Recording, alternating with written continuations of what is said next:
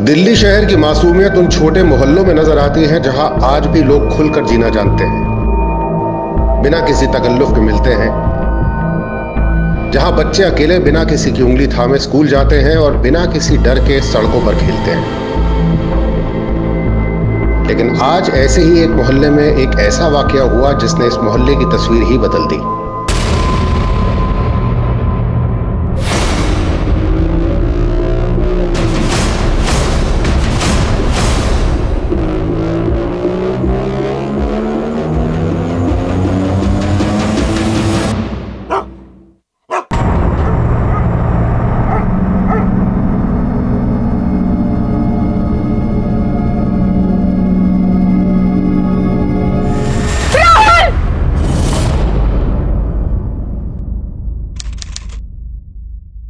समीर, हम लोग सत्यनारायण जी की कथा में जा रहे हैं, शर्मा जी के यहाँ। तुम एक काम करो, आज राहुल को ट्यूशन से तुम लेके आओ, 12 बजे पहुंच जाना।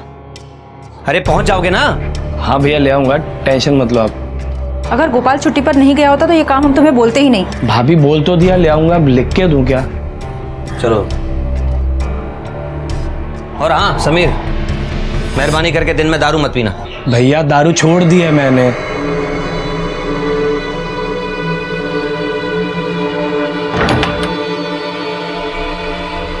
हेलो भैया, भाभी निकल गया, मैं आता हूँ।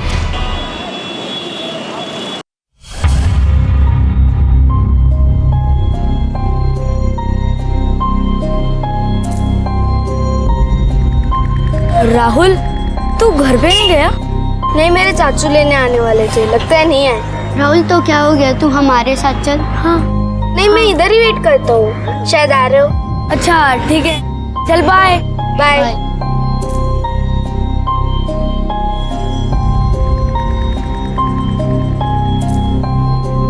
अंकल, एक प्लेट गोलगप्पे देना।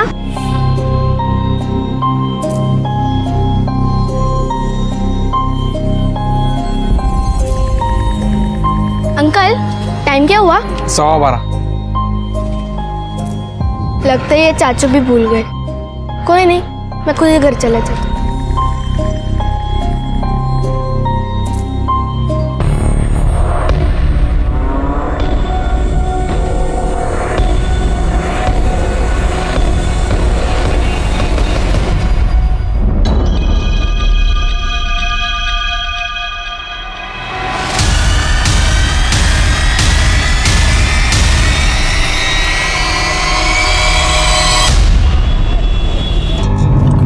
बहुत लेट हो गया। समीर गया होगा ना राहुल को ट्यूशन से लेने के लिए? बिल्कुल गया होगा, जब एक बार उससे कह दिया तो जाएगा नहीं। इतना बुरा नहीं है वो। पता है कैसा है समीर? ये कौन फोन कर रहा है बार बार? देखना जरा संगीता, कौन है? हेलो, वो एक्चुअली पीयूष गाड़ी। क्या राहुल? राहुल कहाँ पर है? क्या हुआ? राहुल, गाड़ी साइड में लगाई। राहुल कहाँ है? राहुल प्लीज हम बात करो, गाड़ी साइड में लगाओ ना। हेलो, कौन बोल रहा है? राहुल मेरे पास है, अगर वापस चाहिए तो 15 लाख रुपए लगेगा। क्या? और पैसा कहाँ लाना है मैं फोन करके बताऊंगा। हेलो हेलो हेलो हेलो, कौन बोल रहा है? हेलो, किसका फोन है? राहुल कहाँ है? राहुल कहाँ है? तुम शांत रहो। राहुल घर नहीं पहुंचा, इसका मतलब समीर लेने नहीं गया राहुल को। घर पहुंचो पहले।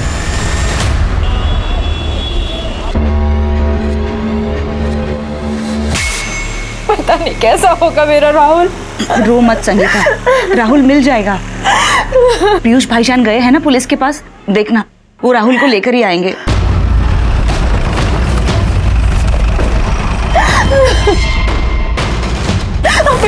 कहाँ गए? कुछ भी नहीं पता चला। किसने किया था हमें कॉल? उसने दोबारा फोन नहीं किया, लेकिन वो और मैं उसका नंबर पुलिस स्टेशन में देकर आ रहा हूँ। वो हमें दोबारा कॉल करने वाला था, उसने कॉल क्यों नहीं किया? उसने फोन नहीं किया, ये मैं कैसे बता सकता हूँ? पुलिस यहाँ क्या करे? आप लोग राहुल को ढूंढिए, यहाँ पर आप क्यों क्या रहे हैं? मैम प्लीज शांत हो जाइए। राहुल की तलाश ऑलरेडी शुरू कर चुके हैं, उसकी फोटो भी सर्कुलेट की है और जगह जगह नाकाबंदी भी जारी है। मैम राहुल के सिलसिले में ही हम आपके मोहल्ले में इंक्वायरी कर रहे हैं। बेटा राहुल आपके साथ ट्यूशन पढ़ता है? हाँ अंकल। मतलब वो आज आपके साथ नहीं आया? मैंने उसे कहा था कि घर चल, पर उसने कहा नहीं, मेरे चाचा आ रहे हैं, मैं वेट करता हूँ, तभी मैं घर पे आ गया। अच्छा, आप लोगों में से किसी ने भी राहुल को ट्यूशन पढ़ने के बाद देखा है? साहब, यहाँ पे खड़े होकर टाइम वेस्ट करने का क्या मतलब है? और आपको क्या लगता है ये जो किडनैपर है हमारे बीच में खड़ा है और आपके सवालों का जवाब देगा वो? देखिए, मेरी बात समझिए। हाँ सही बात है, हमसे सवाल करके आपको क्या मिलने वाला है? देखिए, मैं जो कुछ भी कर रहा हूँ राहुल की भलाई के लिए कर रहा हूँ, इसीलिए आप लोगों से इंक्वायरी करनी पड़ रही है। तब तक राहुल को कुछ हो गया तो उसकी जिम्मेदार कौन रहेगा? यही तो काम है इनका, दिखावा करते रहना और आए दिन बच्चे गायब होते रहे। अच्छा, आपका किसी के साथ कोई झगड़ा, कोई दुश्मनी बिजनेस में या मोहल्ले में, या किसी पर कोई शक जो आपसे बदला लेने के लिए राहुल को किडनैप कर सकता है? नहीं सर, नहीं मेरी किसी से कोई दुश्मनी है और ना ही किसी से कोई झगड़ा है सर। यहाँ हम मोहल्ले में सभी लोग एक परिवार की तरह रहते हैं। यहाँ मुझे किसी पे कोई शक नहीं। लेकिन मुझे शक है, मुझे समीर पर शक है। क्या बकवास कर रही? दिमाग तो नहीं खराब हो गया तुम्हारा? मुझे पूरा यकीन कि समीर की वजह से ही हमारा बेटा राहुल किडनैप हुआ है। ये समीर कौन है? मेरा देवर। आज राहुल को ट्यूशन से लेकर आने की जिम्मेदारी हमने उसे ही दी थी, लेकिन अब उसे कभी भी कोई काम बताओ कुछ नहीं करता है। सिर्फ शराब पीना, अय्याशी करना और अपने भाई की इज्जत को मिट्टी में मिलाना, यही काम है उसका। लेकिन सब कुछ जानते हुए भी पीयूष हमेशा उसकी तरफदारी करते रहते हैं। Thank you. अब तुम्हें क्या हुआ? तुम क्यों लाल पीली हो रही गुस्से से? मुझे क्या परेशानी हो सकती है? मेरी लाइफ में सिर्फ एक ही प्रॉब्लम है, वो है तुम्हारा भाई समीर। आज मैंने उसे कहा कि राहुल का होमवर्क करवा दे, लेकिन नहीं, उन्हें तो कोई काम ही नहीं करना है। दिन भर सुबह से लेकर रात तक सिर्फ और सिर्फ मैच देखा है। और मुझे पूरा यकीन है कि उसने गोपाल से शराब मंगवाई और घर में बैठकर पी। और जब मैंने उससे बात करने की कोशिश की तो पता है उसने क्या कहा? उसने कहा कि मेरे भाई का पैसा है, तुम्हें क्या पड़ी है? और इतनी सी बात में आप गुस्सा हो गई हैं? अरे वो बच्चा है, नासमझ है, सही गलत की उसको पहचान नहीं है अभी। मजाक मस्ती में तुमसे कुछ कह दिया होगा, भाभी हो तुम उसकी। 25 साल का बच्चा है ना? संगीता, मैं बहुत थक गया हूँ, थोड़ा आराम करना चाहता हूँ और ये सब बातें करने का ये वक्त नहीं है। एक नहीं 10 बार कहा था उसे कि ठीक 12 बजे राहुल को ट्यूशन से लेने के लिए पहुंच जाना, लेकिन फिर भी जब पीयूष ने 12:15 बजे उसे कॉल किया तो वो रास्ते में था, पहुंचा नहीं था। मुझे पूरा यकीन है ये सब कुछ उसने जानबूझकर किया है। ये समीर कहाँ है? यही हूँ मैं। भाभी, आपको दिक्कत है मुझसे, मुझे पता है, लेकिन आपने ऐसा कैसे सोच लिया कि मैं अपने राहुल को किडनैप करूंगा? तुम अपने भाई से बदला लेने के लिए कुछ भी कर सकते हो। चलो संगीता, मैं चलता हूँ। देख लेना, ध्यान करना। गुड मॉर्निंग भैया। Good morning. कैसा है? क्या बात है, आज बहुत स्मार्ट लग रहे हो भैया। ये कलर आप पे ना बहुत सूट करता है। अच्छा, ज्यादा घूम मत, ये बता काम क्या है? वो भैया एक 3000 रुपये दो ना। वो एक रिस्ट वॉच देखी थी, बहुत सही है भैया, वो लेनी है। अच्छा हुआ पिताजी का बिजनेस तूने नहीं संभाला, वरना 3000 की घड़ी के लिए 4000 रुपए का मक्खन लगा चुका है तू अभी तक। पैसे चाहिए थे तो सीधे मांगना बेटा। संगीता, तुम इसे पैसे दे देना, मैं लेट हो रही। चलो बाय। ऐसे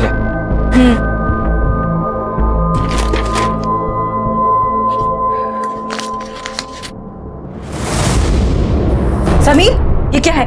पैसे वापस करो। अरे क्या भाभी, क्यों चाचा करती रहती हो? कल समझाया था ना आपको, मेरे भाई का पैसा है, जितना मर्जी लो, आप कोई नहीं होती रोकने वाली।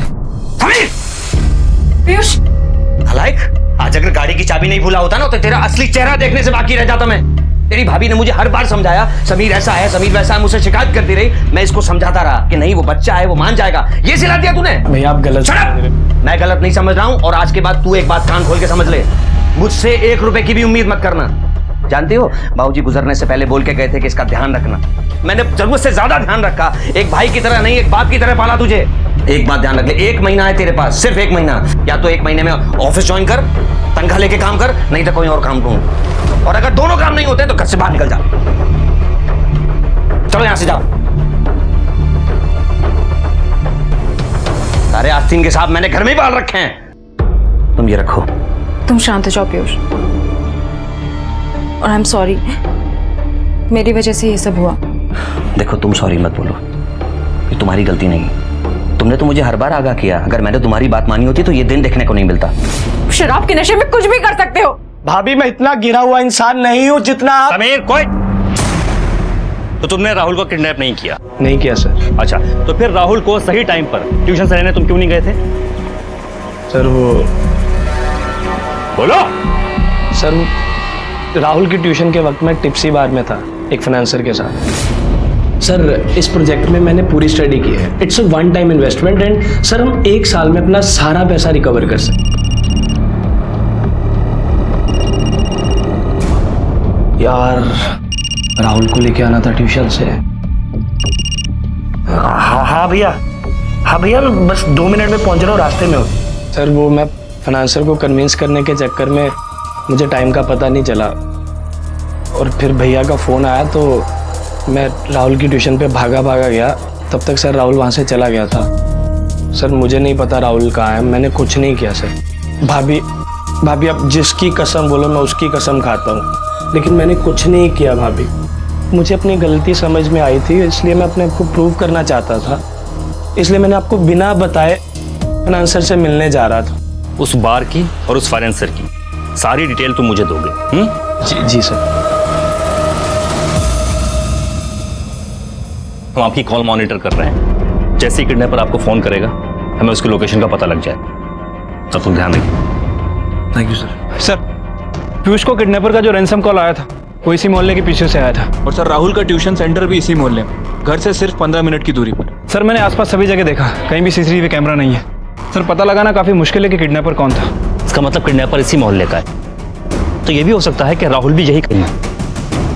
पीयूष आपके घर पे जो रैंसम के लिए कॉल आया था उसकी लोकेशन इसी मोहल्ले की है, तो ये भी हो सकता है कि राहुल और किडनैपर दोनों यहीं कहीं हो इस मोहल्ले से। अगर राहुल यहीं कहीं है तो मैं उसे जरूर ढूंढ निकालूंगा। हाँ भाई चल हम चलते हैं।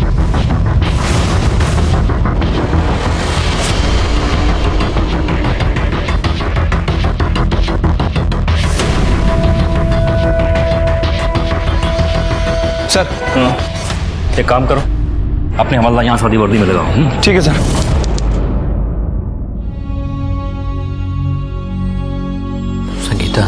संगीता तुम रात भर से नहीं सोई, अकेले सोफे पे कब तक बैठी रहोगी? मेरी बात मानो, अंदर जाके थोड़ा आराम कर लो, थोड़ा सो जाओ, भगवान पे भरोसा रखो, सब ठीक हो जाएगा। अब तो भगवान पर भरोसा तभी होगा जब मेरा राहुल सही सलामत वापस आ जाएगा।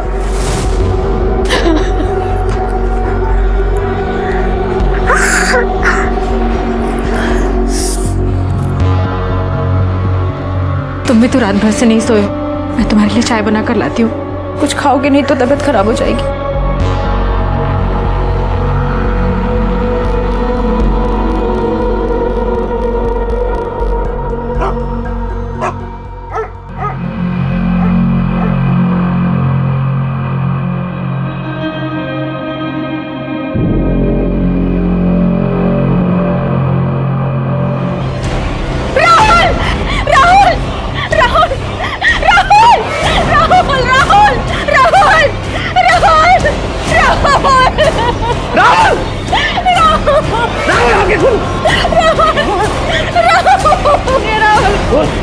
राहुल क्या हुआ?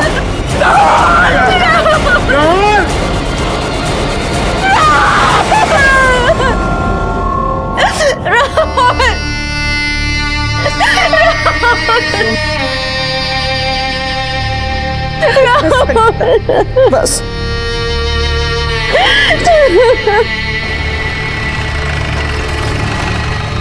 आप क्या करने आए यहाँ पे? आप राहुल को तो ढूंढ नहीं पाए ना, मार दिया ना उसे।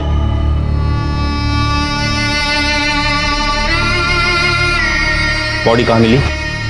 पीछे वाले गेट पर संगीता ने गेट खोला।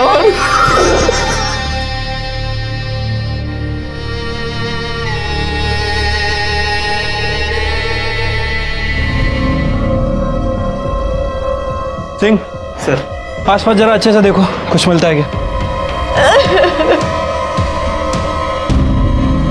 हमें बॉडी को पोस्टमार्टम के लिए लेके जाना होगा। कोई जरूरत नहीं है पोस्टमार्टम करने की। बेचारे जीते जी बच्चे को तो आपने मार डाला, अब पोस्टमार्टम करके क्या उखाड़ लेंगे? नीचे हटिए और हमें हमारा काम करने दीजिए, समझे आप? अरे ऐसे कैसे ले जा सकते हैं बॉडी को? देखिए प्लीज आप हमें हमारा काम करने दीजिए, प्लीज। क्या काम करेंगे आप अगर ये सब कल करते ना तो आज राहुल जिंदा होता, लेकिन आपको उसकी पड़ी कहाँ थी? आप तो यहाँ मोहल्ले में तहकीकात करके अपना वक्त जाया कर रहे थे। बस वापस ला पाए आप राहुल को?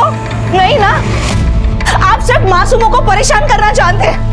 आप क्या जानेंगे एक माँ के दिल का दर्द। कलेजा फट जाता है जब अपनी औलाद को ऐसे देखना पड़ता है किसी माँ को। और आपको देखिए, आपके चेहरे पे एक शिकन तक नहीं आई। देखिए प्लीज आप इन्हें कंट्रोल कीजिए प्लीज। साहिदा शांत हो जाओ। तुम जानती हो जो कुछ भी हुआ उसे कोई नहीं रोक सकता था।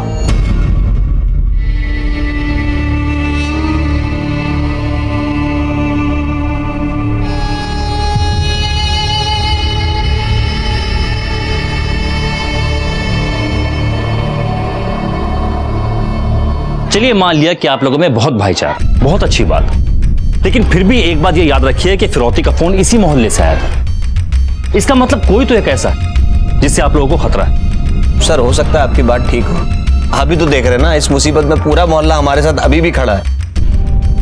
कैसे शक करें किसी पर? पीयूष याद करके बताइए कि जब से राहुल किडनैप हुआ तब से लेकर अब तक ऐसा कौन है जो यहां मौजूद नहीं है? सर इसका मतलब वो किडनैपर हो सकता है शायद। पीयूष अच्छे से याद करिए और बताइए कल से यहाँ कौन कौन गायब है। सर शिव अय्यर अंकल का बेटा कल वो सुबह से ही गायब है सर। तुम्हें कैसे पता? सर मेरे पड़ोसी हैं, कल जब वो सुबह जा रहा था तो मैंने उसे जाते हुए देखा था। अजय बत्रा, कल रात को यहाँ कम्युनिटी की पूजा थी। वो बहुत पूजा पाठ करता है, लेकिन कल वो पूजा में आए नहीं। मैंने पता किया तो पता चला कि उसे कोई अर्जेंट कॉल आया, फिर वो चला गया। श्याम कपूर भी तो पूजा के बीच में से उठकर चला गया था ना? लेकिन वो तो दुबई में रहते, आते जाते रहते। सर गोपाल भी तो हो सकता है। गोपाल? सर कल सुबह ही वो छुट्टी लेके अपने गांव चला गया था। ये गोपाल कौन है पीयूष? काम करता है घर में सर, सर्वेंट है हमारा। मुझे बोला पिताजी की तबीयत खराब है, मुझे जाने तो मैंने जाने दिया। उसका एड्रेस पता कुछ? मेरे एक दोस्त के कहने पे मैंने उसे रख लिया था सर, मेरे पास एड्रेस नहीं है उसका। अच्छा मोबाइल नंबर कोई? रमेश अदर, या तो अपनी एक टीम तैयार करो और इन चारों सस्पेक्ट को ट्रैक करो, उनकी कॉल रिकॉर्ड निकलवाओ और इनकी लोकेशन भी पता करो। अजय, श्याम, शिव और गोपाल। हो सकता है कि राहुल के किडनैपर और कातिल इन्हीं चारों में से कोई एक हो। एक भीड़भाड़ वाले मोहल्ले से एक बच्चा गायब हुआ था, बच्चा जो उसी मोहल्ले का था। कोई उसके लिए चाचा था, कोई ताऊ था, कोई दादा था। फिर इन अपनों में से किसने उसको गायब किया था? अब तक की तहकीकात में 4 नाम संदिग्ध के तौर पर सामने आए। घर के सर्वेंट गोपाल का फोन स्विच ऑफ आ रहा था। पुलिस ने उसका फोन भी सर्विलेंस पे डाल दिया था और उसके कॉल रिकॉर्ड्स निकलवाने के लिए भी अर्जी दे दी थी। ये 13 तारीख के दिन इनमें से किसी ने आपके यहाँ से कॉल किया था क्या? नहीं साहब, इनमें से तो कोई नहीं आया था। आपको पक्का यकीन है? पक्का सर।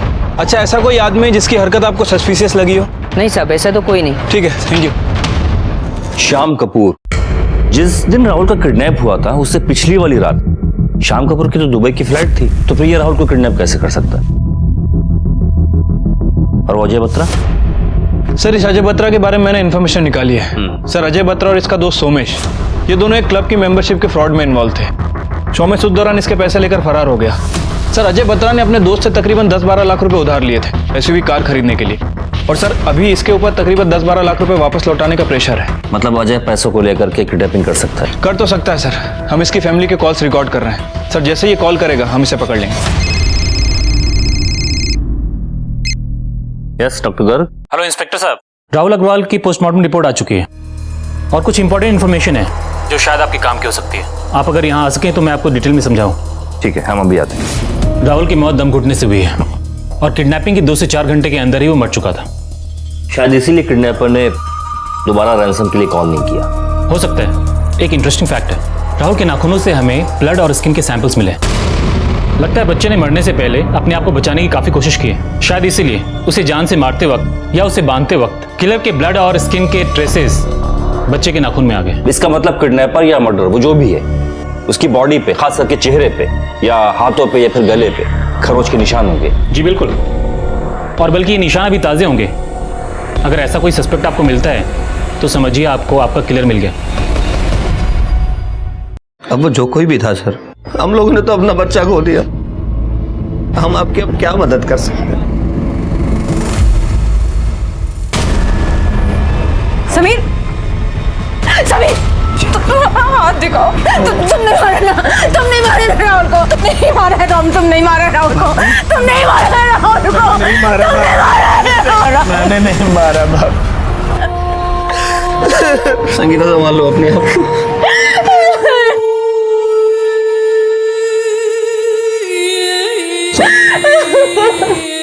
पीयूष, हमें आपकी मदद चाहिए। सर हम आपकी क्या मदद कर सकते हैं? आप अपने बच्चे तक को तो बचा नहीं सके। देखिए पीयूष, सारा मोहल्ला नाराज है, गुस्से में। हम उन्हें ऐसे चेक नहीं कर सकते। हम चाहते हैं कि राहुल की शोक सभा में जितने भी लोग आए, हम उन पर पैनी नजर रखें। ठीक है सर। मौके की संजीदगी को देखते हुए, ये जानते हुए भी कि राहुल की शोक सभा में पूरा मोहल्ला आएगा, पुलिस ने दूरी बनाए रखी, पर उनकी कड़ी निगाह हर आने जाने वाले पर थी। यहाँ तक कि संगीता और पीयूष भी आंखों में आंसू लिए अपने बेटे के कातिल को ढूंढ रहे थे। पुलिस और राहुल के माँ बाप दोनों को उम्मीद थी कि आज कातिल पकड़ा जाएगा, पर ऐसा हुआ नहीं और उन्हें हताशा ही हाथ लगी।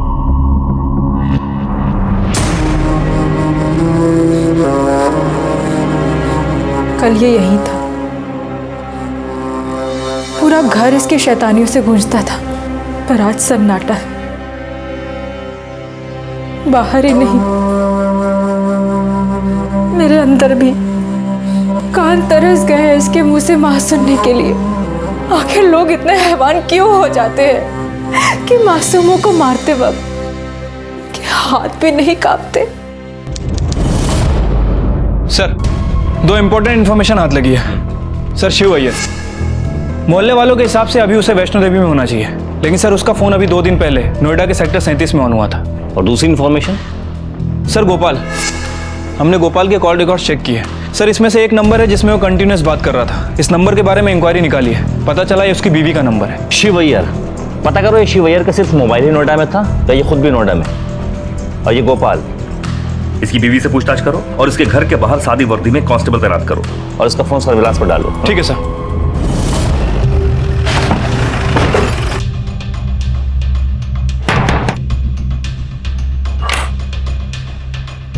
जी, गोपाल को बुलाओ, कुछ बात करनी है। वो तो 2 दिन से घर पर नहीं है। घर पे नहीं आया, फिर झूठ बोल रही हो। सर, झूठ क्यों बोलूंगी? बबली, कहाँ जा रही हो अकेले? तुझे कितनी बार बोला है कि अकेले बाहर मत निकला कर? चल घर में। क्या दिन आ गए, आजादी से बच्चे बाहर खेलने भी नहीं जा सकते। क्या करेंगे भाई, पिछले 6 महीने में इस मोहल्ले में दूसरे बच्चे की मौत है। राहुल का तो किडनैप हुआ है, पर जूनी, उसकी मौत अचानक से क्यों और कैसे हुई कुछ समझ में नहीं आया। कौन जूनी चाचा? क्या हुआ था उसे?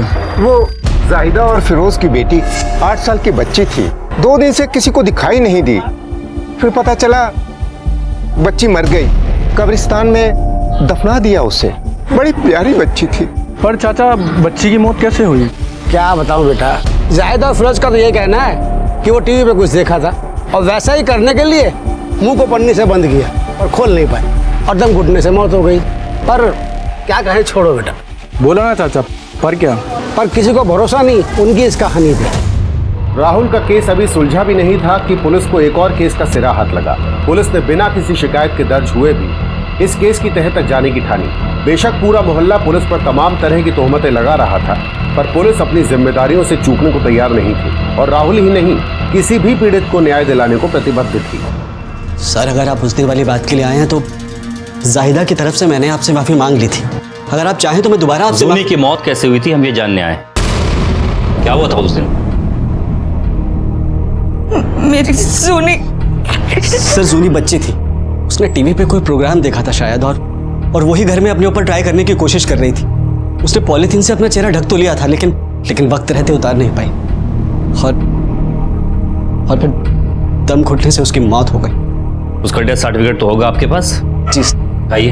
सर, जब ये वाकया हुआ तो हमने फौरन अपने फैमिली डॉक्टर को बुला लिया। क्या नाम है उनका? डॉक्टर अब्बास रिजवी। इंस्पेक्टर, बच्ची ने अपना सर पॉलीथीन में डाला था और नायलॉन के धागे से गर्दन में उसके इर्द गिर्द उसने बांध लिया था। शायद टाइम पर वो उसे खोल नहीं पाई, इसलिए दम घुटने से उसकी मौत हुई है। मैंने चेक किया था। आपके बताने के तरीके से तो ऐसा लग रहा है जैसे ये रोजमर्रा की कोई घटना हो। आपको नहीं लगता डॉक्टर कि ये आम बात नहीं है? हाँ, ये आम बात नहीं है, लेकिन मैं इन्हें इनके अब्बा के टाइम से जानता हूँ, इसलिए मुझे कभी लगा ही नहीं कि इस हादसे को यह गलत शक्ल देने की कोशिश कर, इसलिए मैंने पुलिस को इन्फॉर्म नहीं किया। अब तो आपको तसल्ली हो गई ना सर? तसल्ली तो मुझे तब होगी जब मैं जूनी की बॉडी का फॉरेंसिक टेस्ट करा लूंगा। लेकिन उसको दफनाए हुए तो 6 महीने हो गए। मालूम है, लेकिन उसकी बॉडी को बाहर निकालना ही होगा। फिरोज की कहानी वाकई भरोसे लायक नहीं। क्या तुमने कंफर्म किया था? हाँ सर, इन तीनों सस्पेक्ट में से सिर्फ गोपाल को छोड़कर जिस दिन जूनी गायब, शिव अय्यर और अजय बत्रा 3 दिन तक शहर में नहीं थे और तब तक दिखाई नहीं दिए जब तक जूनी के पेरेंट्स ने उसकी मौत के बारे में सबको नहीं बता दिया। इसका मतलब जूनी और राहुल के केस पे कोई ना कोई तो कनेक्शन है। सर, गाजियाबाद के एक होटल से अजय बत्रा ने अपनी फैमिली को कॉल किया है। उसकी लोकेशन ट्रेस हो चुकी है। उठाओ उसे।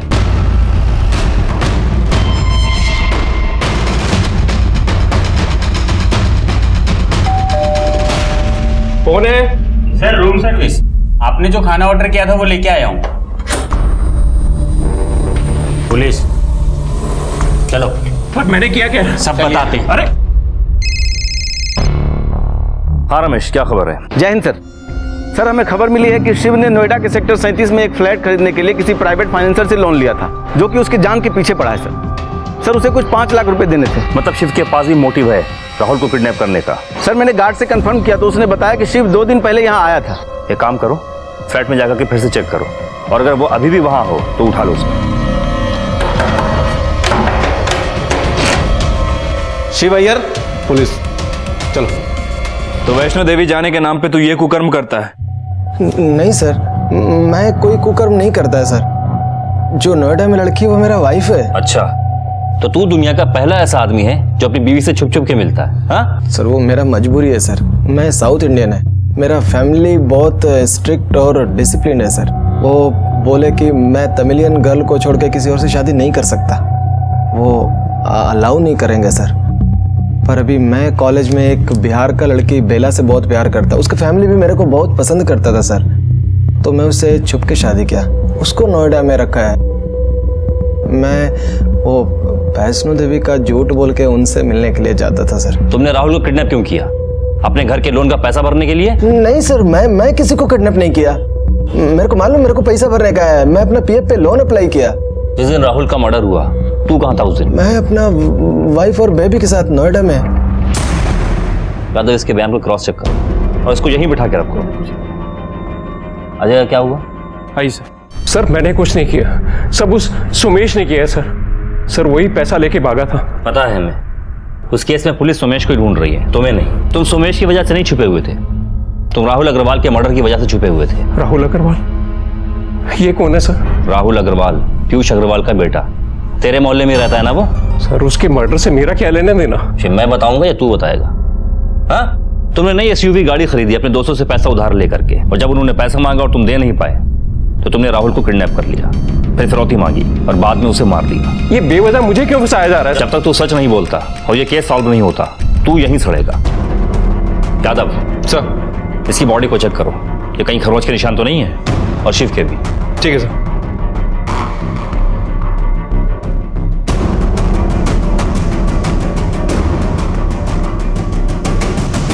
जूनी की मौत प्लास्टिक बैग के कारण दम घुटने से नहीं हुई थी, उसे मारा गया था, वो भी बड़ी बेरहमी से। उसका विंड पाइप जो ऑक्सीजन देता है फेफड़ों को, उसे बुरी तरह कुचल दिया गया था। क्या छिपा रहे हैं आप हमसे? साइदा संभालो। अब सुकून मिला ना हमको, यही चाहते थे ना हम। मैंने कितनी मिन्नतें की थी हमसे कि चलिए पुलिस स्टेशन चलते हैं, उनको बताते हैं, लेकिन नहीं, आपको उस वक्त किडनैपर पे ज्यादा भरोसा था, पुलिस वालों पे नहीं। आप कहना क्या चाहती हैं? हा?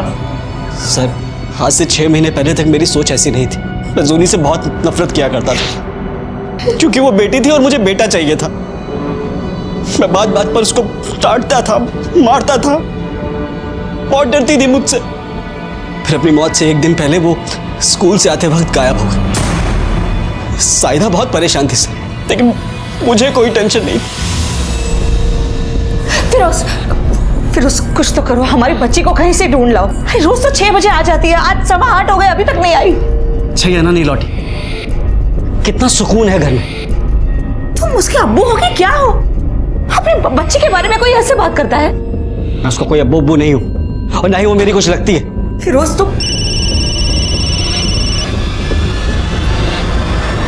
हेलो, सुन, तेरी बेटी मेरे पास है और अगर तेरी बेटी वापस चाहिए तो कल शाम तक 20 लाख रुपए तैयार रखना। क्या क्या बकवास कर रहा है? अगर तूने ऐसी बकवास की ना तो मैं तेरी तब तक पैसे तैयार हो जाने चाहिए। फिर ये सोनी किडनैप हो गई? फिरोज चलो पुलिस के पास चलते हैं, जल्दी चलो। चुप बैठ। तेरी बेटी की वजह से ना मुझे अपनी इज्जत का जुलूस नहीं निकलवाना पूरे मोहल्ले में। अरे लड़की की जात है, एक रात बाहर जाके रहेगी ना तो लोग तरह तरह की बातें बनाएंगे। मेरी तो इज्जत मिट्टी में मिल जाएगी ना। अब वो जहां है उसे वहीं रहने दे बस। तुम इंसान हो या जल्लाद हो? हाँ, छोटी सी बच्ची है वो फिरोज। तुम प्लीज तुम चलो मेरे साथ पुलिस स्टेशन। साहिदा, मैं उस मनहूस के लिए अपनी बदनामी नहीं कर पाऊंगा। और ये पुलिस में जाने की बात ना सोचना भी मत। तुझे तेरी बेटी चाहिए ना तो ठीक है, मैं कल तक पैसे का इंतजाम कर दूंगा, लेकिन पुलिस की बात मत करना। तुमने इतनी बड़ी रकम एक दिन में जुटाई है, कैसे? सर 10 लाख मेरे पास थे, कुछ घर पर पड़े थे और कुछ दुकान पर, और बाकी के 10 लाख मैंने कुछ दोस्तों से उधार ले लिए थे। तुम काम क्या करते हो? सर मेरी सरोजनी नगर मार्केट में कपड़े की 4 दुकानें, ज्यादातर धंधा कैश से ही होता है। और फिर अगले दिन किडनैपर का फोन आया और उसने बताया कि पैसा कहाँ लेकर आना है।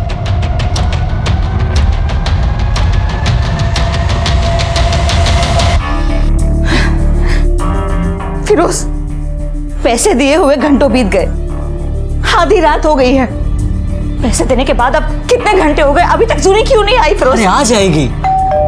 ये लो, ये ले आ गई तेरी बेटी मेरे 20 लाख का नुकसान करवा के। सोनी सोनी सोनी साहिदा, सोनी सोनी सोनी बेटा, उस जानवर ने पैसे मिलने के बाद भी मेरी बेटी को मार डाला। मैं अपनी बच्ची को इंसाफ दिलाना चाहती थी, मैं पुलिस के पास जाना चाहती थी, लेकिन फिरोज ने मुझे रोक लिया क्योंकि इनको डर था कि जूनी के साथ इनकी बदसलूकियों के बारे में सबको पता चल जाएगा, और इसलिए इन्होंने वो पॉलीथीन वाली कहानी घड़ी और सबको सुना दी। और डॉक्टर रिजवी, उन्हें भी शक नहीं हुआ? सर वो एक जमाने से हमारी फैमिली डॉक्टर, उनको मैंने जो बताया उन्होंने उस पर भरोसा कर लिया और जूनी का डेथ सर्टिफिकेट बनाकर दे दिया, और फिर मैंने फौरन ही जूनी को दफना दिया।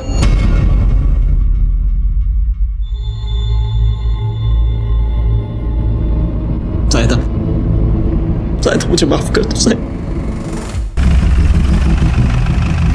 जूनी और राहुल के केस में मॉडस ऑपरेंडी सेम है। इसका मतलब ये दोनों काम, कत्ल और किडनैपिंग, एक ही आदमी ने की है जो उनके मोहल्ले का है, जो अभी तक हमारे हाथ नहीं लगा है। और अजय और शिव की बॉडी पर कहीं पर भी खरोच के निशान नहीं है, तो कहीं ये काम गोपाल का तो नहीं है? हो सकता है सर।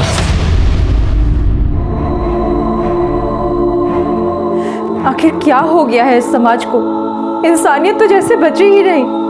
भगवान का रूप माने जाने वाले बच्चों को सिर्फ पैसों की भूख मिटाने के लिए शिकार बनाया जा रहा है। लेकिन याद रखें, ऐसा करने वाले हम माओ की बद्दुआएं उन्हें कभी चैन से जीने नहीं देगी।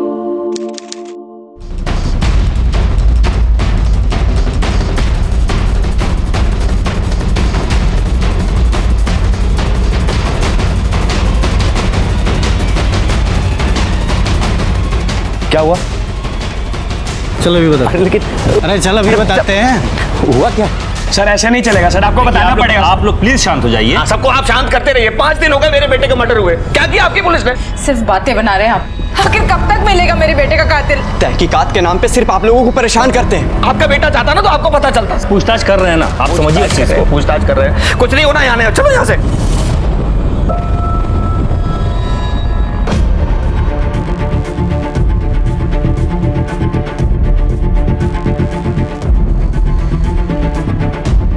अब तो कोई ऑफिशियल स्टेटमेंट देना ही होगा।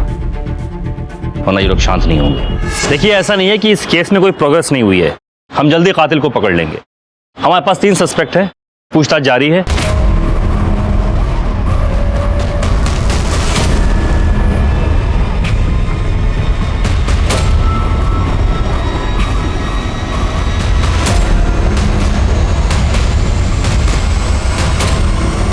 हमारी मेहनत कामयाब होने वाली। Excuse me.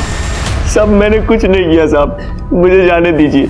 उस दिन सुबह तो मैं गांव चला गया था साहब, मैं कैसे राहुल बाबा को मार सकता हूँ? तूने झूठ बोला था ना कि तेरे बाप की तबीयत खराब है।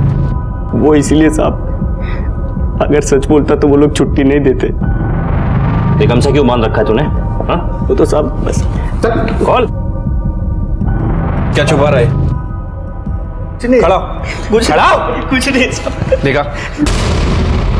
ये तो हाँ दिखा। सर ये तो खरोच का निशान है। हाथा पाई में ये खरोच तुझे राहुल ने मारे थे ना, जब तू उसका खून कर रहा था? नहीं साहब। बोल। नहीं साहब। तेरा खून और खाल राहुल के नाखून में मिले हैं।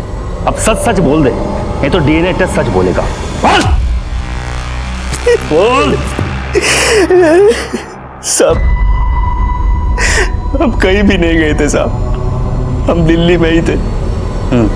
राहुल बाबा को हमने ही पैसों के लिए उठाया था साहब। हम मौके की तलाश में थे और जब राहुल बाबा उस दिन ट्यूशन से निकले तो उनको मैंने उस गली से उठा लिया था। वहां तो सिर्फ एक ही चॉकलेट था, अंदर बहुत सारी चॉकलेट है बेटा। आओ बेटा आओ। बेटा अभी मैं तुम्हारे लिए बहुत सारी चॉकलेट लेके आता हूँ, ठीक है? मुझे ये जगह अच्छी नहीं लग रही, डर लग रहा, घर चलो ना। बेटा अंकल के होते डर क्यों रहे हो? जब मैं पीयूष साहब को फोन करके आया, देखा तो राहुल बाबा मर चुके थे। मैं बहुत डर गया था साहब, मेरे कुछ समझ में नहीं आ रहा था कि मैं क्या करूं। अब तो मैं दोबारा पीयूष साहब को पैसों के लिए फोन भी नहीं कर सकता था। सारी रात ये सोच के निकाली कि अब मैं क्या करूं। फिर मैं राहुल बाबा की बॉडी घर के पिछले दरवाजे पे छोड़ के गांव भाग गया साहब। मैंने सोचा सबको लगेगा मैं तो गांव में था और किसी को मुझ पे शक भी नहीं होगा साहब। मैं कसम खा के कहता हूँ साहब, मैं राहुल बाबा को मारना नहीं चाहता था साहब। और जूनी को भी तूने ही मारा था ना? नहीं साहब, जूनी को मैंने नहीं मारा, मैं सच बोल रहा हूँ।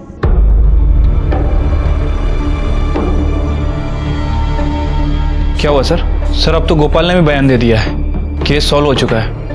बट आप टेंशन में क्यों हैं? नहीं यादव, रैंसम के लिए अगर कॉल गोपाल ने किया था तो फिर पीसीओ वाले ने उसे पहचाना क्यों नहीं, जबकि वो उसी मोहल्ले का है? नहीं साहब, इनमें से तो कोई नहीं आया था। उसे तो गोपाल को आराम से पहचान लेना चाहिए था। शायद गोपाल किसी को बचाने की कोशिश कर रहा है, पर किसे? हट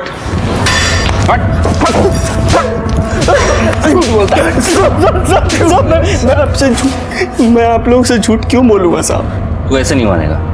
यादव एक काम करो, इसे गांव महेंद्रगढ़ जाओ और वहां खाप पंचायत को बता दो कि उसकी बीवी और बच्चा दिल्ली में कहाँ रहते। गाँव वो नहीं जा सकते सर। क्यों? क्योंकि हम दोनों एक गोत्र के हैं और हमने भाग की शादी की है, और एक गोत्र में शादी करना खाप पंचायत के हिसाब से पाप है। वो गांव गए तो वो लोग उन्हें मार देंगे। फिर वो उसके साथ जो कुछ भी करेंगे ना, उसका जिम्मेदार तो खुद होगा। ठीक है सर। रुकिए साहब, अगर आप ऐसा करेंगे तो वो मेरे बीवी बच्चों को मार देंगे साहब। ठीक है, नहीं करेंगे। तू सच सच बता, किसे बचा रहा है?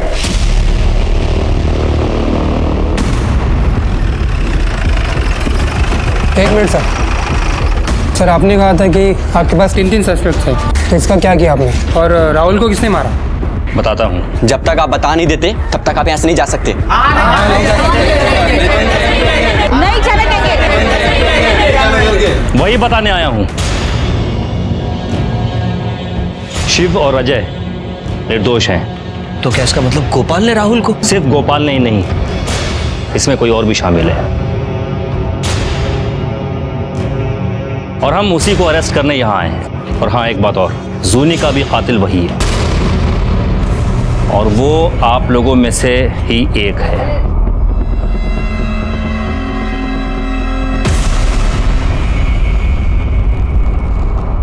पकड़ो इसे।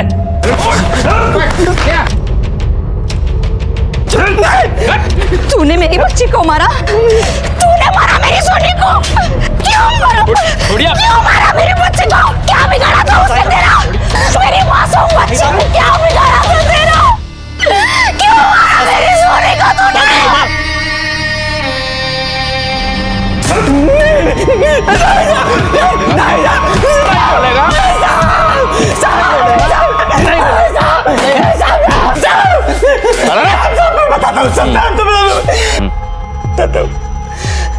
जूनिया को मैं नहीं मारा था सर। और राहुल को?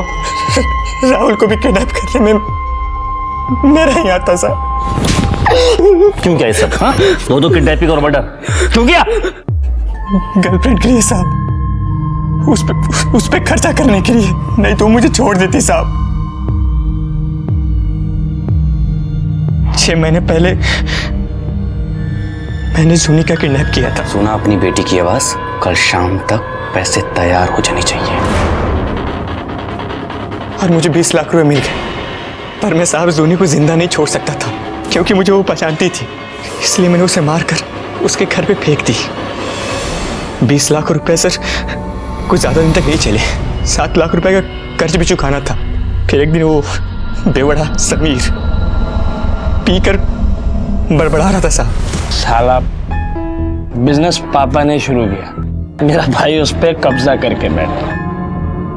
मेरा भी उसमें बराबर का हिस्सा है। तुझे पता है मेरे भाई के पास लाखों रुपए हैं, घर पे ऐसे पड़े रहते। तभी मैंने प्लान बनाया कि राहुल को मैं किडनैप करूंगा और सारा शक समीर पे जाएगा, और वो गोपाल को मैं अपने साथ मिलाया। धमकी देकर कि तू उसके गांव जाएगा और खाप पंचायत को बता देगा कि उसकी बीवी और बच्चा दिल्ली में रहते हैं, और वो डर जाएगा क्योंकि उसने अपने ही गोत्र की लड़की से शादी की थी। इसी कमजोरी का तो मैंने साफ फायदा उठाया, और वो गोपाल अपनी फैमिली समेत मरने के बजाय जेल चूज किया। उसको मैंने पैसे की भी लालच दी साहब। बोला कि मैं पहली बार नहीं कर रहा हूँ, बहुत बार कर चुका हूँ, कोई रिस्क नहीं है।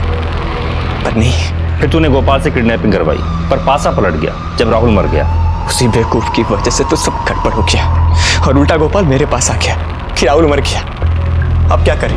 मैंने बोला कि तू कुछ दिनों के लिए अंडरग्राउंड हो जा, जब तक सब ठीक नहीं हो जाता। और वो चला गया साहब। पुलिस को बेवकूफ समझता है? हाँ?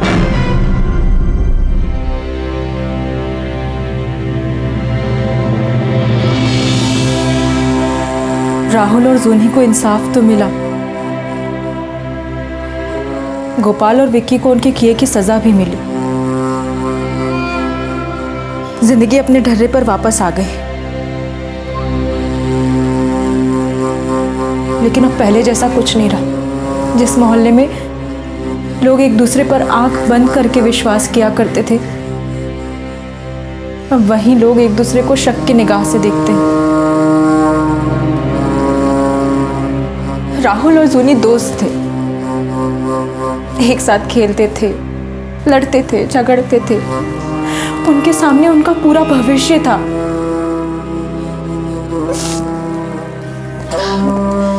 मेरी हर माँ बाप से विनती है कि वो समाज के सुधरने का इंतजार ना करें। समाज को जब सुधरना होगा वो सुधरेगा। फिलहाल हमें अपने बच्चों की सुरक्षा का ख्याल खुद रखना होगा।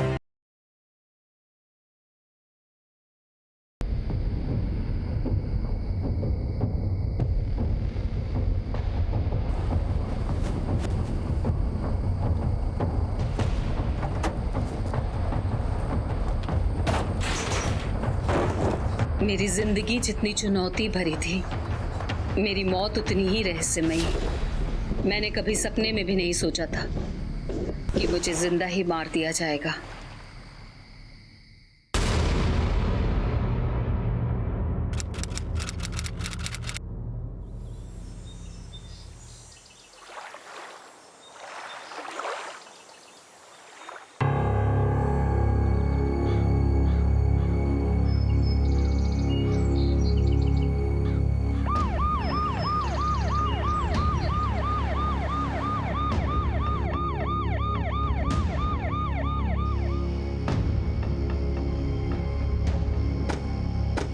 साइड हटिए, हटिए ज़रा, हटिए। साहब हम लोग यहाँ सफाई का काम कर रहे थे, तभी ये ड्रम किनारे पे आया। बहुत बदबू मार रही थी साहब, इसलिए आपको फ़ोन किया था। ड्रम को फेंकते वक्त किसी को देखा था? नहीं साहब, वैसे तो ये ड्रम काफी महीने से यहाँ पड़ा हुआ था। फॉरेंसिक को बुलाओ।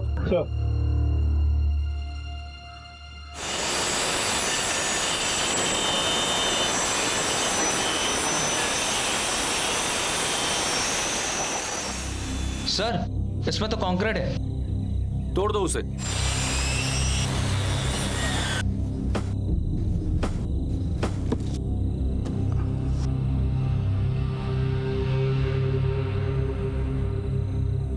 एक मिनट रुको रुको।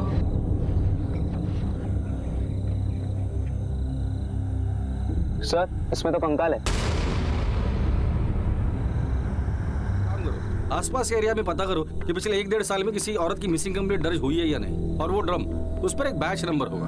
पता करो ये किस इंडस्ट्री का है, कहाँ खाली हुआ था और खाली होने के बाद कहाँ इसे बेचा गया था। जानता हूँ काम मुश्किल है लेकिन नामुमकिन नहीं है। अय्यर, इस कातिल ने हमें चैलेंज किया है, एक्सेप्ट करते? सर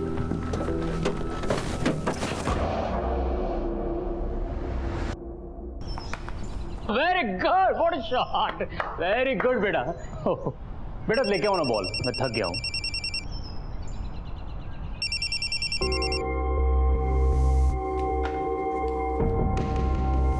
पापा कैच, पापा पापा हम यहाँ पर खेलने के लिए आए और आपने प्रॉमिस किया था कि आप फोन को हाथ नहीं लगाओगी। अरे नहीं बेटा, आई एम सो सॉरी यार, मेरा एक अर्जेंट कॉल था इसलिए मैंने फोन उठाया।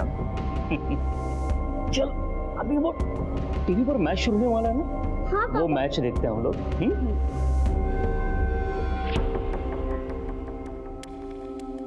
और हम फिर से मैच खेलने जाएंगे। हाँ ठीक है पापा। क्या बेटा, टीवी ऑन करो।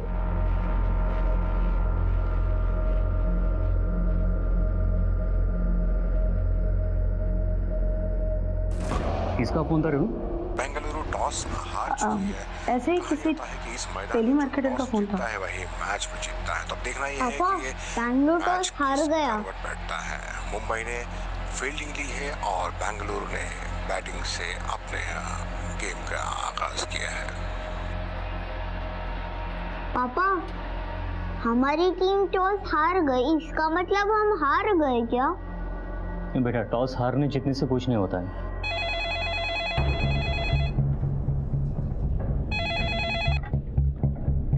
Hello, wrong number.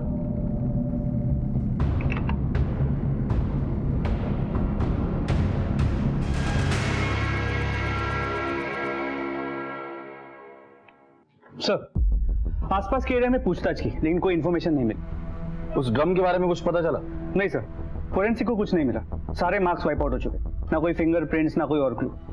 जो लोग ये ड्रम्स बनाते हैं हमने उनसे पूछताछ की। उन्होंने कहा कि वो ये ड्रम्स कर्नाटका, केरला और तमिलनाडु की कई सारी कंपनीज को सप्लाई करती है। वहां से इनमें केमिकल भर के अलग अलग जगहों पे भेजा जाता है। फिर ये केमिकल्स खाली करके ये ड्रम को स्क्रैप में बेचा जाता है। लोग जनरली इस ड्रम में पानी भर के घर में रखते हैं, तो ये ड्रम किसने कहाँ से खरीदा ये पता कर पाना बहुत मुश्किल।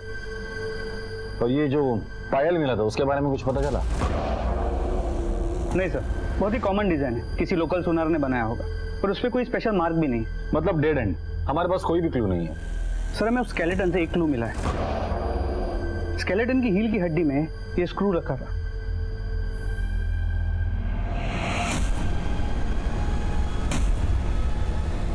स्क्रू पे कुछ लिखा है, शायद कंपनी का नाम है या कोई तो सिंबल है। मेडिकल एक्सपर्ट को ये स्क्रू दिखा, हो सकता है स्क्रू की वजह से हम उस औरत को आइडेंटिफाई कर सके। सर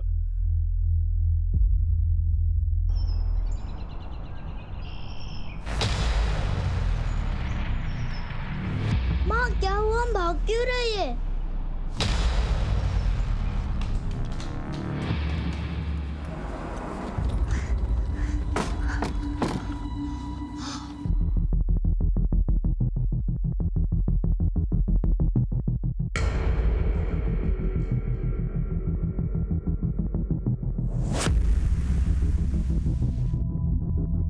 सर ये देखिए, ये सीरियल नंबर मिला है।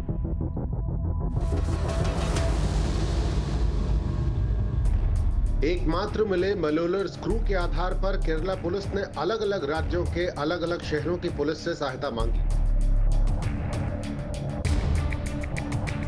और 1 महीने के कठिन परिश्रम के बाद उनके हाथ कामयाबी लग ही गई। ये स्क्रू हमने ही बनाया। क्या बता सकते हैं कि इसका मैन्युफैक्चरिंग कब हुआ था और इसकी डिलीवरी कहाँ हुई थी? उसके लिए रिकॉर्ड देखना पड़ेगा। प्लीज 1 मिनट, मैं देख के बताता हूँ। सर, ये जनवरी 2014 को मैन्युफैक्चर हुआ था और ये बैच 2014 फरवरी को इसी शहर के केटी हॉस्पिटल में डिलीवर किया था। Thank you.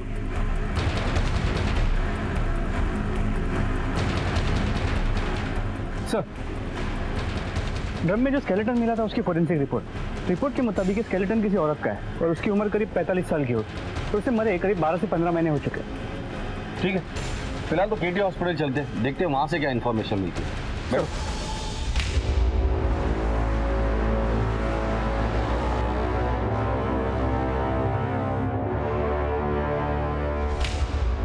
सर, मोलेलर स्क्रू के इस बैच से 50 साल की उम्र के आसपास की 4 औरतें थीं जिन्हें स्क्रू लगाया गया था। अच्छा, ये 4 औरतें हैं, इसमें से SO1/75 इस नंबर का स्क्रू किस औरत को लगाया ये बता सकते हैं? जी सर।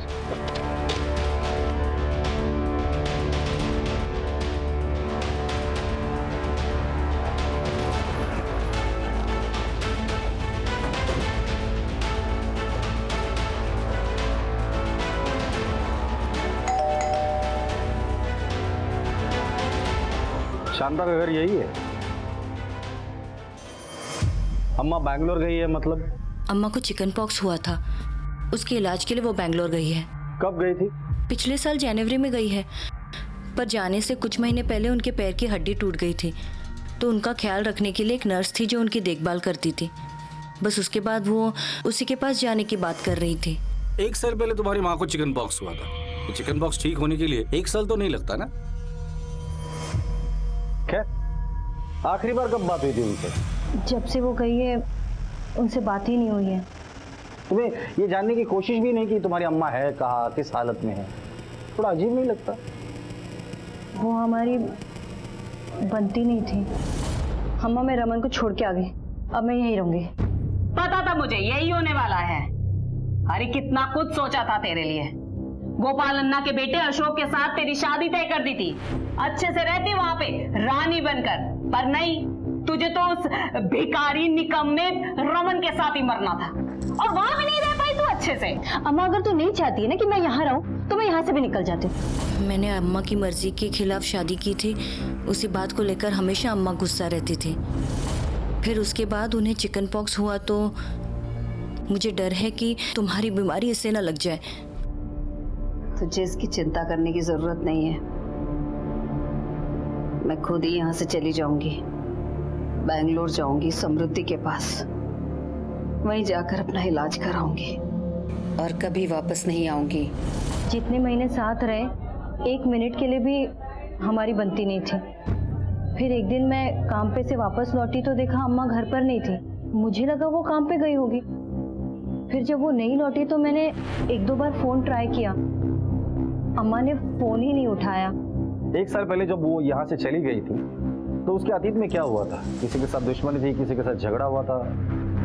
मुझे क्या पता सर, पर आप ये सब क्यों पूछ रहे हैं? तुम्हारे अम्मा का मर्डर हुआ है। किसी ने उसकी लाश को ड्रम में डालकर सीमेंट कंक्रीट के साथ चुनवा दिया है। किसने मारा उसे? हम भी यही पता लगाने आए हैं। हमें तुम्हारा ब्लड सैंपल लगेगा उस कंकाल के डीएनए के साथ मैच करने के लिए। इस स्वाति की बात पे विश्वास नहीं हो रहा। एक तो चिकन पॉक्स के ट्रीटमेंट के लिए शांता का बैंगलोर जाना, अगर गई भी हो तो उसकी लाश का त्रिवेंद्रम में मिलना, और अपनी माँ की मौत के बारे में सुन के से जरा भी झटका नहीं लगा। बिल्कुल सही कह रहे हो तुम। सबसे पहले हमें शांता के बारे में जानना होगा। शांता कहाँ गायब हुई थी, किस हालत में गायब हुई थी, ये पता करना होगा। शांता की पूरी इंफॉर्मेशन निकालो। आस पड़ोस में जाके शांता के बारे में पूछताछ करो। सर, कुरकल उधर देखो। मुंह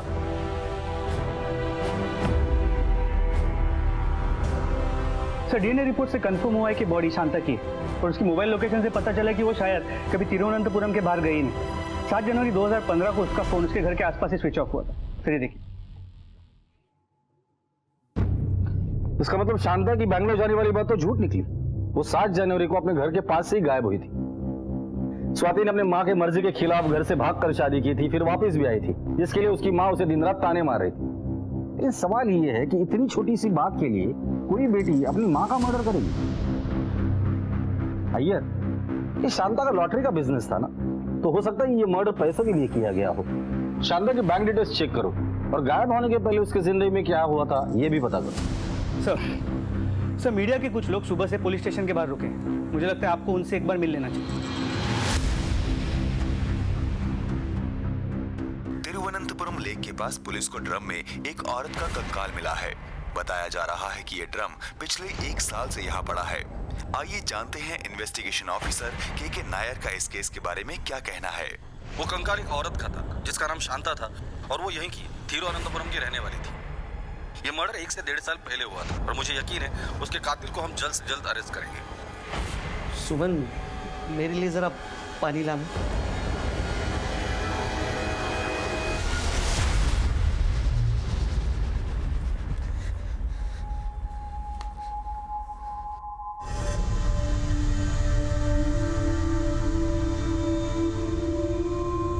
आरव, दूध। क्या सड़ गए तुम्हारे कलेजे को ठंडक। इसे ये मत खिलाओ, उसे वो मत दे। तुम्हारे रोज रोज के तारे से मर गया वो। आरव,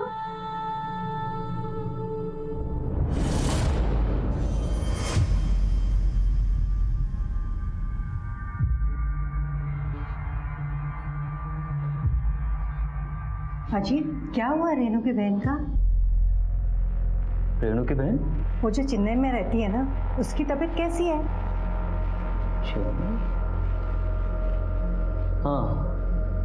हाँ ठीक है, अब पहले से ठीक है। अच्छा, दोपहर को कोई आया था यहाँ पे?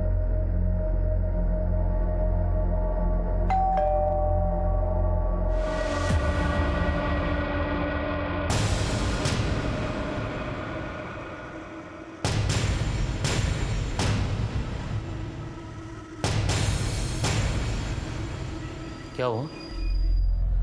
अब भी किसी टेलीमार्केटर का फोन था।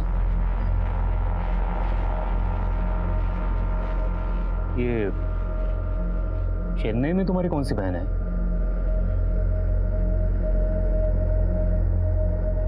मेरे जाने के बाद दोपहर में कौन आया था घर में? मुझे जवाब दो। क्या जवाब दूं? मुझे भी तुमसे कुछ जवाब चाहिए। मैंने तुमसे पहले भी कहा है कि अविनाश के सामने ऊंची आवाज में बात नहीं करनी। उसे पता नहीं चलना चाहिए हमारे बीच झगड़ा हो रहा है। इतनी परवाह है तो चलो अंदर चल के बात करते हैं।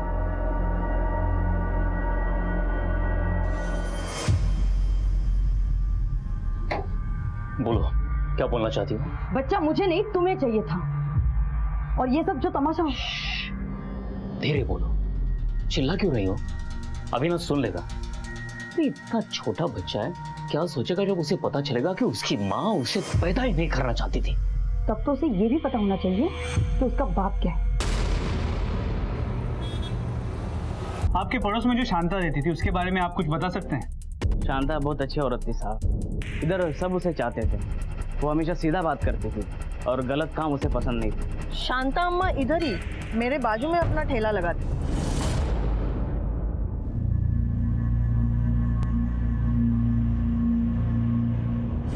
गायब होने से पहले शांता का किसी के साथ कोई झगड़ा या कोई दुश्मनी या वो किसी तरह के तनाव में रहती हो, कुछ पता है आपको? तनाव में तो वो रहती थी। एक बार उनका झगड़ा भी हुआ था बैजू के साथ।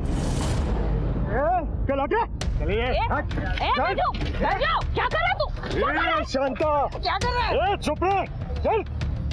एक बात सुन ले कान खोल के, इस मार्केट में अगर धंधा करना है ना तो बैजू को कभी मना नहीं कर सकते। अगली बार अगर मैं आया ना तो जबान पे ना नहीं होना चाहिए। तू धमकी दे रहा है शांता को? हाँ, मेरा जो जी में आएगा मैं वो करूंगी और तूने अगर मनमानी की तो छोड़ूंगी नहीं, मैं तुझे छोड़ूंगी नहीं, समझा? ये क्या करो? हट, हट, हट यहाँ पे।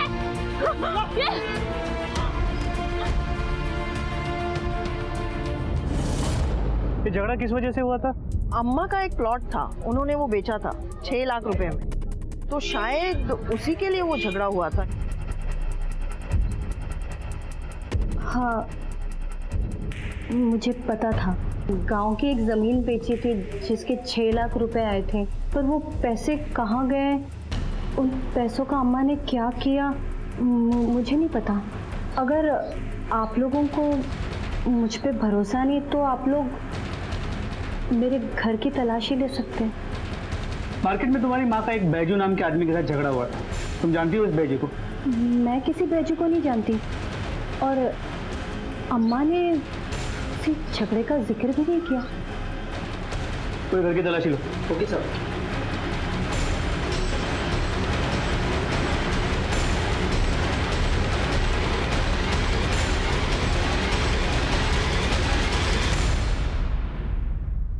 सर, स्वाति के घर में पैसे नहीं मिले, हो सकता है उसने कहीं बाहर छुपा के रखा हो। या हो सकता है कि उसने खर्च कर दिया हो। 6 लाख रुपए एक साल में खर्च करना कोई बड़ी बात नहीं है भैया। अगर ये मर्डर स्वाति ने किया है तो वो उसका अकेले का काम नहीं है, जरूर किसी की मदद ली होगी। एक प्लान मर्डर है। इस कत्ल को छुपाने के लिए कातिल ने बड़ी मेहनत की है। इस स्वाति की डिटेल इंफॉर्मेशन मुझे चाहिए। उसे कॉल रिकॉर्ड निकालो जब से शांता गायब हुई तब से। फिलहाल हमें एक ऐसे आदमी की जरूरत है जो इन माँ बेटे के बारे में अच्छे से जानता हो। शांता को मारने के लिए स्वाति के पास 2 मोटिव थे। एक तो उसे पैसों के बारे में पता था और दूसरा वो शांता से परेशान थी। और स्वाति के अलावा हमारे पास और एक स्ट्रॉन्ग सस्पेक्ट है बैजू, उसे भी शांता से बैर। उठाकर लेकर आओ इसे। सर। पापा मुझे बर्थडे पर एक क्रिकेट बैट चाहिए। अच्छा, क्रिकेट बैट चाहिए? हाँ बिल्कुल मिलेगी बेटा, लेकिन तब जब तुम्हारे एग्जाम में बहुत अच्छे मार्क्स आएंगे तब। लेकिन पापा बर्थडे से एग्जाम को क्या लेना देना पापा? अरे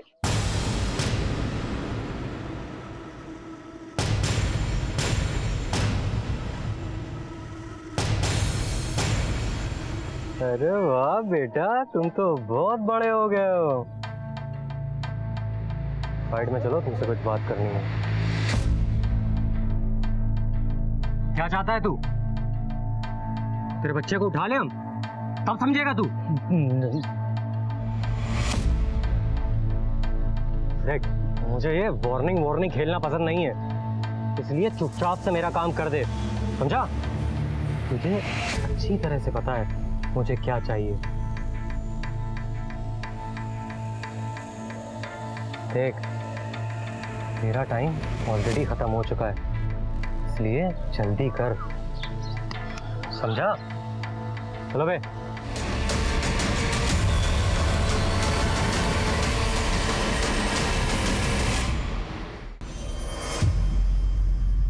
शांता को क्यों मारा और 6 लाख रुपए कहाँ है? मैं शांता को क्यों मारूंगा साहब, और 6 लाख क्या बोल रहे हो, मेरे समझ में नहीं आ रहा साहब। तेरा और शांता का झगड़ा हुआ था उसके लॉटरी के स्टॉल पर। उसके बाद तूने उसके लॉटरी की टिकट फाड़ दी, जला दी थी, और तुम दोनों ने एक दूसरे को जान से मार देने की धमकी दी थी। किस बात पे झगड़ा हुआ था? साहब वो लॉटरी का टिकट बेचती थी, लोग अपना ब्लैक मनी वाइट करने के लिए उससे टिकट खरीदते थे। अब वैसी पार्टी मेरे पहचान में थी जिससे मैंने एडवांस भी ले रखा था साहब, लेकिन शांता मानने को तैयार नहीं थी साहब। क्यों? उसको मेरे पे भरोसा ही नहीं साहब, और इसलिए तूने उसे मार डाला? नहीं साहब, मैंने उसको नहीं मारा साहब, ये तो पुरानी बात है, अभी तो मैं सुधर गया हूँ साहब। देख बैजू, हम लोग एक मर्डर की इन्वेस्टिगेशन कर रहे हैं। अगर आगे चल के पता चला ना कि तूने हमसे झूठ कहा था या कुछ छुपाया था तो उस वक्त तुझे पूछूंगा नहीं, सीधा यहाँ लटकाऊंगा। निकल।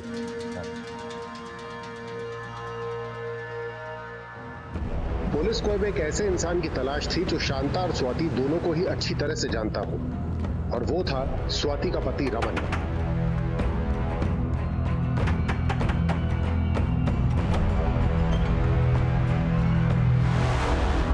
सर, स्वाति और मैं एक दूसरे से प्यार करते थे, शादी करना चाहते थे, लेकिन शांता अम्मा को मैं पसंद नहीं था, इसलिए हमने भाग के शादी कर ली। क्या स्वाति शांता अम्मा से इसलिए नाराज थी कि वो तुम दोनों के बीच सुलह करना चाहती? हो सकता है सर, इसमें कोई बड़ी बात नहीं है। स्वाति तो हमेशा शांता अम्मा से नाराज होने के मौके ढूंढती थी। मतलब सर, स्वाति हर एक छोटी घटना के लिए शांता अम्मा को जिम्मेदार मानती थी, यहाँ तक कि जब आरब ने अपनी बीमारी के चलते आत्महत्या की तो उसका जिम्मेदारी उसने शांता अम्मा को ठहराया। आरब दूध? सर जो कुछ भी हो, लेकिन वो अपनी अम्मा का मर्डर नहीं कर सकती। तुम दोनों एक दूसरे से प्यार करते, आके शादी भी, फिर अलग क्यों हुए?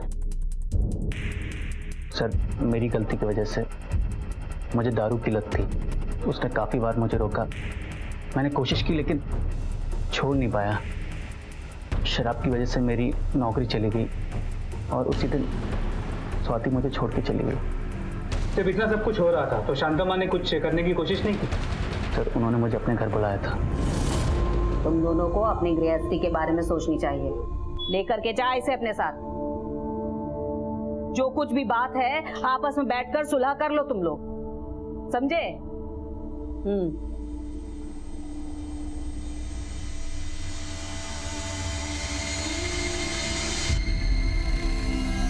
तेरी माँ एकदम ठीक कह रही है। मेरा नहीं तो कम से कम आबा के बारे में तो सोच। मैं खुद को सुधारूंगा। अच्छा बाप नहीं बल्कि अच्छा पति भी बन के दिखाऊंगा। अच्छा बाप, अच्छा पति बनने के लिए अच्छा इंसान बनना पड़ता है।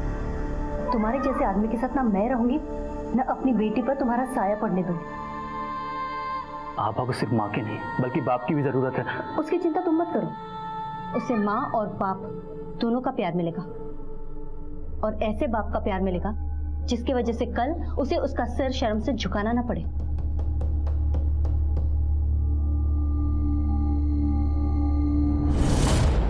जब ये सब कुछ हो रहा था तो शांता माँ ने कुछ नहीं किया?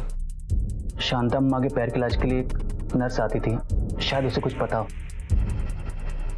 1 साल पहले ड्रम में मिली लाश वाले केस को अब 2 महीने हो गए हैं। पुलिस को इस केस में अब तक कोई अहम सुराग हाथ नहीं लगा है। ये केस अब और पेचीदा होता जा रहा है और पुलिस के लिए कठिनाइयां बढ़ती जा रही हैं।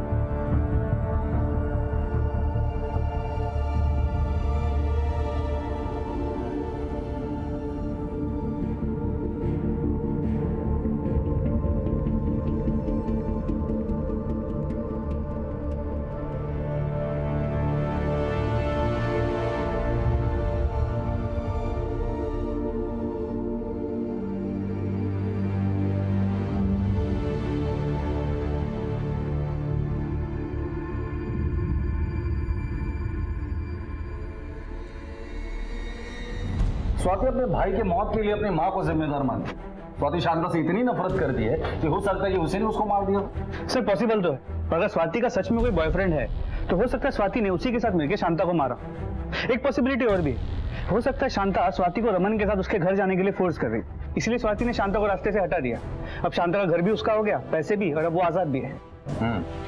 ये स्वाति और शांता के कॉल रिकॉर्ड्स आ गए? भी सर आ गए। स्वाति के कॉल रिकॉर्ड अच्छे से चेक करना। देर रात तक उसने किसी से बात की है वो देखना, और कितने देर तक बात की है वो भी चेक करना। हो सकता है कि वो उसका बॉयफ्रेंड हो। और शांता के कॉल रिकॉर्ड्स भी क्रॉस चेक करना। सर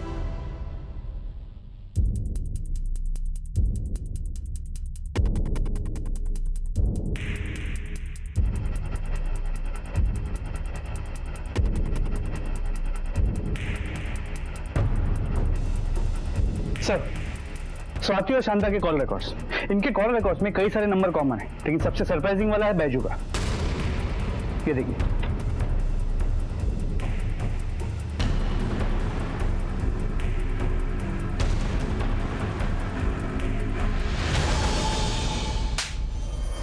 तेरा पुराना रिकॉर्ड वैसे भी अच्छा नहीं था, और इस बार तो तूने अपना पुराना रिकॉर्ड भी तोड़ दिया। साहब पहले जो किया सो किया साहब, अभी तो मैं सुधर गया हूं ना साहब। हम भी पुरानी बातें ही कर रहे हैं। शांता का तेरे साथ झगड़ा हुआ था और उसकी बेटी स्वाति तेरे दुकान में काम करती है। तेरा और स्वाति का अफेयर था ना, जो शांता को पसंद नहीं था, इसलिए गुस्से में आकर तूने शांता को मार डाला था। एक बात बता, अकेले ने सब कुछ किया था या स्वाति भी तेरे साथ थी उसमें? स्वाति मेरे टेलरिंग शॉप पे कपड़े सीने का काम करती थी साहब। और साहब ये भी तो प्रायश्चित ही है ना साहब, कि शांता को जो मैंने नुकसान पहुंचाया था, शांता तो अभी है नहीं, तो मैंने सोचा कि उसके लड़की को सहारा दे दूं सर। सहारा दे दूं या अपना लूं उससे? आप बोल रहे हो साहब, मेरे कुछ समझ में नहीं आ रहा सर। कुछ दिन लॉकअप में रह ले, तब याद आ जाएगा। अरे साहब मेरी बात तो सुनो साहब, मैंने कुछ नहीं किया कसम से। वो सच बता रहा है। मेरा उसका बस इतना वास्ता है कि मैं उसके दुकान के लिए काम करती हूँ। राउडी आदमी है, इसलिए मैंने उसे पहचान बताने से मना किया था। और रमन को दूसरा आदमी है, मैंने जानबूझकर बोला था ताकि वो मुझे घर वापस ले जाने की रट लगाना छोड़ दे। सर केस बंद कर दीजिए गड़े मुर्दे उखाड़ के क्या मिलेगा? गड़े मुर्दे तभी उखाड़े जाते हैं जब कोई नाइंसाफी होती है। नहीं, अभी तो हम लोग जा रहे हैं, लेकिन जब भी जरूरत पड़ेगी पुलिस स्टेशन आना पड़ेगा। ये फिर से झूठ बोल रही है। तहकीकात के दौरान हमें बहुत सी चीजें पता तो चली है, लेकिन अभी भी हमारे पास किसी के खिलाफ कोई ठोस सबूत नहीं। अय्यर, हर चीज प्लेट में परोसे हुई मिली तो फिर क्या कहना। मैंने पहले कहा था ये केस 1 साल पुराना है, तो कातिल को अपना जुर्म मिटाने का और सबूत मिटाने का बहुत वक्त मिला है। एक काम करो, तुम बैंगलोर जाके उस नर्स समृद्धि से मिलो। स्वाति के अलावा स्वाति के घर के अंदर की बातें वो नर्स ही हमें बता सकती है। सर,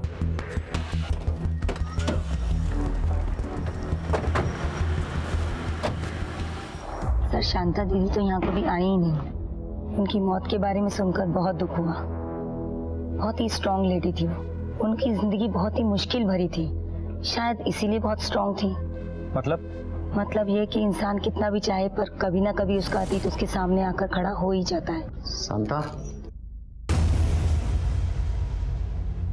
तू यहाँ क्या कर रहा है? क्यों? मैं तुझसे मिलने नहीं आ सकता? पुराना साथ है हमारा। जब मैंने सुना कि तेरा एक्सीडेंट हो गया है तो सोचा कि कुछ मदद कर दूं।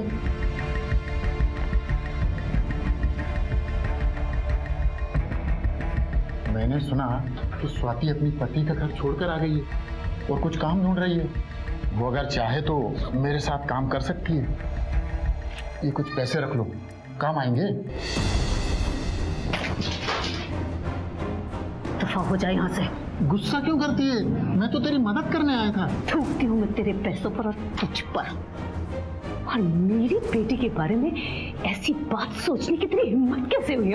2 पैसे के धंधे वाली आज शरीफ बन के बैठी है। अरे तू अपना पता ठिकाना बदल करना दुनिया को धोखा दे सकती है, मुझको नहीं, समझी? और तेरा ये लॉटरी का धंधा है ना, आज का है। अब मैं बताऊं दुनिया को तेरा असली धंधा क्या था। कल क्या थी तू? मंजुनाथ, मैं तुझे क्या करते? बाहर जाइए वरना मैं पुलिस को बुला लूंगी। मैं भी देखता हूँ कब तक अपनी बेटी को बचाती। इस धंधे में तो मैं उसको खींच के ही रहूंगा, समझी? मंजुनाथ, जब तक मैं जिंदा हूँ मेरी बेटी की तरफ आंख उठाकर भी देखा तो देखना मैं तेरा क्या हाल करती हूँ। बाद में उन्होंने बताया कि 2 छोटे बच्चों की जिम्मेदारी थी और सर पर छत भी नहीं थी। उनका पति जेल में था। मजबूरी में उन्हें मंजुनाथ के साथ काम करना पड़ा। शांता ने जमीन बेच के उसे 6 लाख रुपए मिले। तुम्हें पता है उस पैसे का उसने क्या किया? सर शांता दीदी ने मुझे बताया था कि वो 6 लाख रुपए की फिक्स डिपॉजिट कराने वाली और वो स्वाति की बेटी आभा के नाम करने वाली थी। अच्छा, ये स्वाति, उसका किसी के साथ कोई अफेयर था? किसी के साथ कोई चक्कर? सर उनके घर के पास ही एक आदमी था जिनके साथ स्वाति का चक्कर चल रहा था। जब शांता दीदी को इसके बारे में पता चला तो मैं जानती हूँ उसे, वो अच्छा आदमी नहीं है। मैं जानती हूँ आप ये सब क्यों बोल रही हो। क्या जानती है तू? बोल, मुझसे बदला ले रही हो। मैंने तुम्हारी बात कभी नहीं मानी ना, इस बात का बदला। और वैसे भी मैं तुम्हारी तरह कईयों के साथ मुंह काला नहीं कर रही हूँ। प्यार करती हूँ उससे। स्वाति की बातें सुनकर शांता दीदी बहुत उदास रहने लगी थी। मैंने अपने जीवन की हर मुश्किल को भगवान की परीक्षा समझकर स्वीकार किया है समृद्धि, लेकिन अब मैं बहुत थक गई। आखिर कब तक?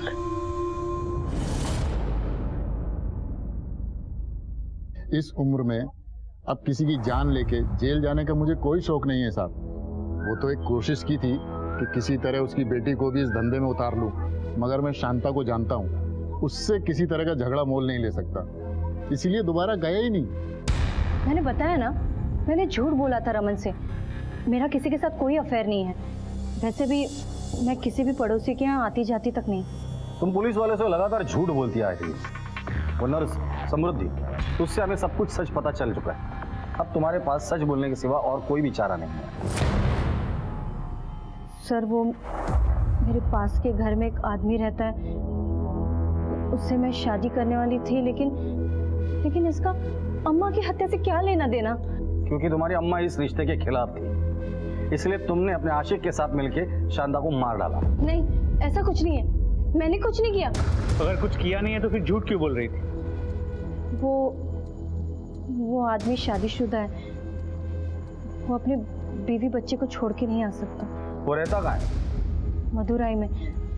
हफ्ते के 5 दिन वो काम करने के लिए आता है, फिर चला जाता है। पिछले 10 दिनों में तुम दोनों की सिर्फ एक ही बार फोन पर बात हुई है, और जब से शांता मर्डर केस का इन्वेस्टिगेशन शुरू हुआ है उसने एक बार भी तुम्हें कॉल नहीं किया, ना ही तुमने उसे कॉल किया, और ना ही वो तुमसे मिलने यहाँ आया। क्यों? पता नहीं वो क्यों नहीं आया, मेरा फ़ोन भी नहीं उठा रहा है वो पिछले कुछ दिनों से। हाँ, वैसे भी उसकी बीवी जब आसपास रहती है तो वो मेरा फ़ोन भी नहीं उठाता। वो अच्छा आदमी है सर। हाँ, एक शादीशुदा आदमी बाहर कहीं अफेयर करे अपनी बीवी को छोड़कर, वो अच्छा ही आदमी होगा ना। उसकी शादी उस औरत से एक ज़बरदस्ती की थी। शादी से पहले वो प्रेग्नेंट हो गई थी, उसे तो बच्चा नहीं चाहिए था। ये शादी तो सिर्फ एक नाम की शादी थी। बेचारा फंस गया था जैसे मैं फंस गई, पर बच्चे को तो कोई नहीं छोड़ सकता ना। उसका एड्रेस दो हमें।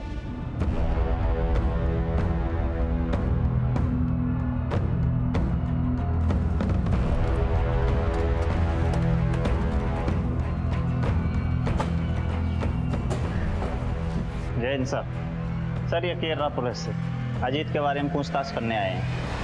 सर, अजीत मर्डर केस की इन्वेस्टिगेशन मैं ही देख रहा हूँ सर। मर्डर? अजीत का मर्डर हो गया? Yes sir. अजीत की पोस्टमार्टम रिपोर्ट के मुताबिक उसकी बॉडी में पोटेशियम साइनाइड पाया गया है। उसकी मौत हार्ट फेल होने से हुई है सर। घर पर कौन कौन है उसके? उसकी बीवी और बच्चा है सर।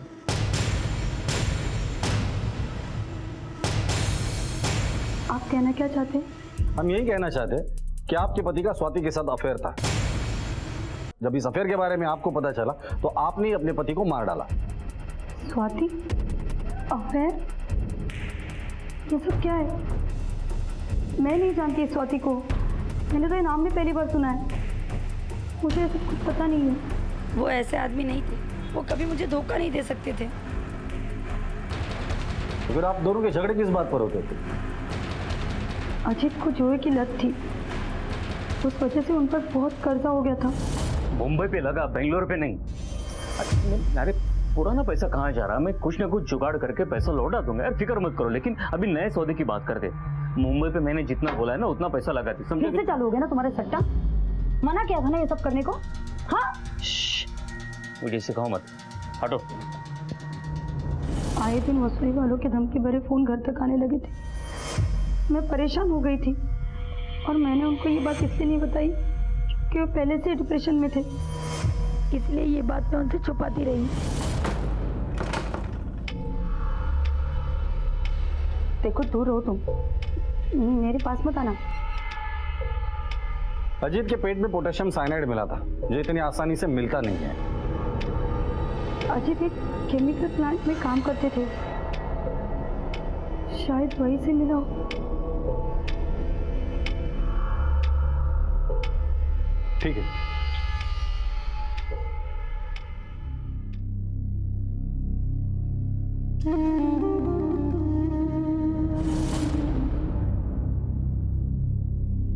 ले, मुंह खोल। आरब दाल चावल है, थोड़ा तो खा ले। स्वाति, कितनी बार बोला तुझे अपने काम से काम रख? बस अम्मा, आरब को खाना खिला दो फिर काम करती हूँ। अरे भूख नहीं है उसे, रख दे इधर, जब भूख लगेगी खा लेगा वो। और ये क्या बिस्तर पर लेटा हुआ है? डॉक्टर ने बोला है ना थोड़ा थोड़ा बैठने के लिए। इंच भर भी इधर उधर हिलेगा नहीं तो ठीक कैसे होगा जल्दी से? अम्मा, पर तुझे पता है ना कि इसे खिलाना पड़ता है। अरे तो उसको छोड़, अपना ख्याल रख। पेट से है तू, इतना बड़ा हो गया है, अपने काम खुद से नहीं कर सकता, कैसे ठीक होगा? जिम्मेदारी कैसे उठाएगा? शांता, चलो चलती है, चलो। हाँ।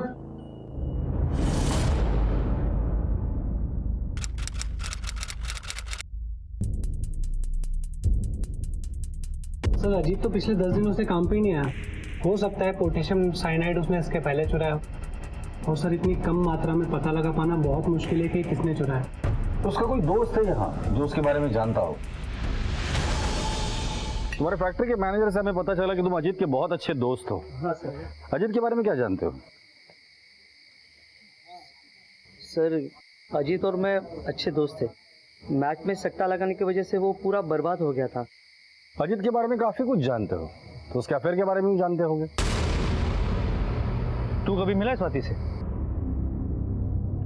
एक मिनट नीचे रखो।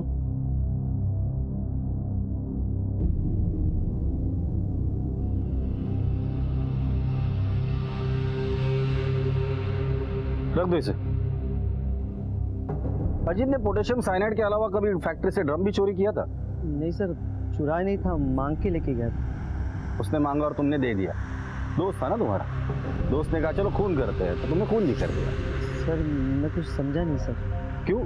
न्यूज चैनल देखता नहीं क्या? न्यूज में देखा नहीं, एक औरत की लाश ड्रम में मिली थी और उसके कातिल को पुलिस ढूंढ रही है। सर मैं कुछ समझ नहीं पा रहा हूँ, ये सर आप मुझे क्यों बता रहे हैं? अजीत तुम्हारा दोस्त था ना, इसलिए तुम्हें बता रहे। उस ड्रम पर हमें 2 लोगों के फिंगरप्रिंट्स मिले, एक अजीत के और दूसरे किसके, ये हमें पता करना है।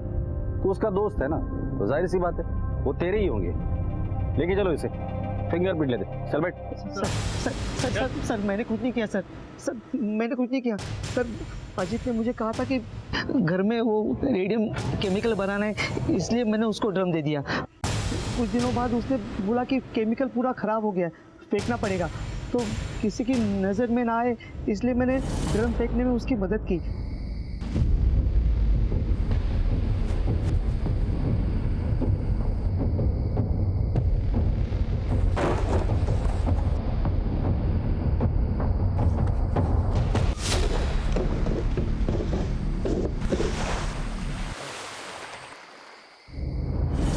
अजीत ने झूठ बोलकर ये काम मुझे करवाया। ये मुझे तब पता चला जब टीवी पर मैंने शांता की लाश ड्रम में देखी। अजीत ने शांता को क्यों मारा? पैसों के लिए? पता नहीं सर, लेकिन सबसे बड़ी बात ये है कि अजीत शांता को तब से जानता है जब वो धंधा करती थी। 2-3 बार वो उसका ग्राहक बन के भी गया था सर। शांता को अजीत और स्वाति के चक्कर के बारे में पता चल गया था, तो शांता ने अजीत को बहुत सुनाया था सर। ये अजीत ने खुद मुझे बताया सर।